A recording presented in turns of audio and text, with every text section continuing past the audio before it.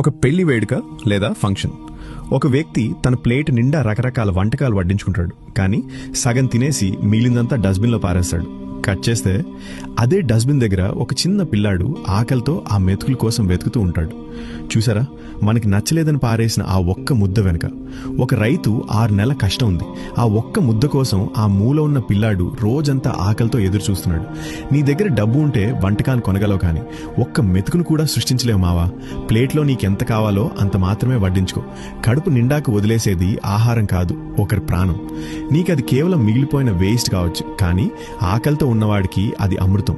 విందులో నువ్వు చేసే వృధా ఒకరి ఆకలిని ఎగతాళి చేయడమే. అన్నం పరబ్రహ్మ స్వరూపం అంటారు, దాన్ని చెత్తబుట్లో వేయకండి. ఈసారి భోజనం చేసేటప్పుడు ఆ పిల్లాడి మొహం గుర్తు తెచ్చుకో. ఆహారాన్ని వృధా చేయనని ఒట్టు పెట్టుకో. వీలైతే ఆకలితో ఉన్నవాడికి అన్నం పెట్టు, అంతేకాని వృధా చేసి పాపం మూటగట్టుకోకు. ఈ వీడియోని షేర్ చేసి అందరిలో మార్పు తీసుకురండి.